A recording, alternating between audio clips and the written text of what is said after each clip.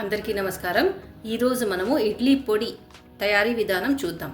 దీనికోసం మనము stove on చేసుకొని ఒక పాన్ పెట్టుకొని పావు కప్పు పచ్చి శనగపప్పు వేసుకోవాలి।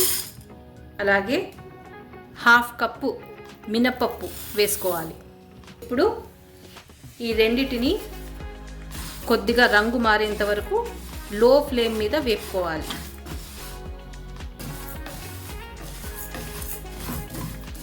మినపప్పు ఇంకా శనగపప్పు మంచి రంగు మారాయి, పైగా మంచి సువాసన వస్తుంది। ఇప్పుడు మనము స్టవ్ ఆఫ్ చేసి వీటిని ఒక ప్లేట్లోకి తీసుకొని చల్లారనివ్వాలి।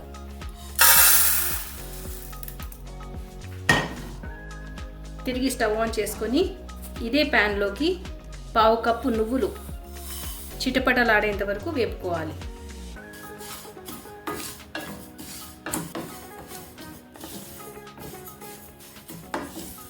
నువ్వులు కూడా బాగా వేగాయి। ఇప్పుడు వీటిని కూడా ప్లేట్లోకి తీసుకుందాం। ఇప్పుడు ఇదే ప్యాన్లోకి 1 టీ స్పూన్ జీలకర్ర,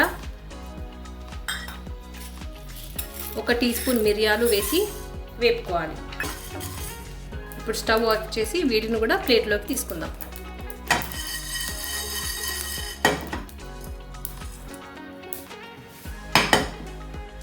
ఇప్పుడు తిరిగి స్టవ్ ఆన్ చేసి ఇందులోకి 10 ఎండుమిరపకాయలు, 2 రెబ్బల కరివేపాకు వేసుకొని 1 టీ స్పూన్ ఆయిల్ వేసి వీటిని వేపుకోవాలి।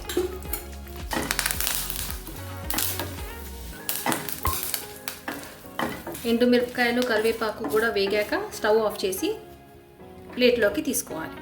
దినుసులన్నీ చల్లారాయి। ఇప్పుడు మనం ఒక మిక్సీ జార్ తీసుకొని ఇందులోకి ఇవన్నీ వేసుకొని గ్రైండ్ చేసుకోవాలి। గ్రైండ్ చేసుకునే ముందు ఇందులోకి హాఫ్ టీ స్పూన్ ఉప్పు, హాఫ్ టీ స్పూన్ ఇంగువ, half teaspoon Kashmiri chilli powder వేసుకోవాలి। మనము మూత పెట్టేసి ఈ దినుసులన్నీ మెత్తగా గ్రైండ్ చేసుకుందాం। మన ఇడ్లీ పొడి మెత్తగా గ్రైండ్ అయిపోయింది। ఇప్పుడు మనము ఒక బౌల్లో సర్వ్ చేసుకుందాం। ఇడ్లీ పొడి రెడీ అయిపోయిందండి। ఈ పొడి ఇడ్లీ మీద కాకుండా దోశ మీద కూడా చల్లుకొని తినచ్చు, చాలా టేస్టీగా ఉంటుంది। మీరు ఇంట్లో తప్పక ట్రై చేసి చూడండి। వీడియో నచ్చినట్లయితే please like, share and subscribe. Thank you.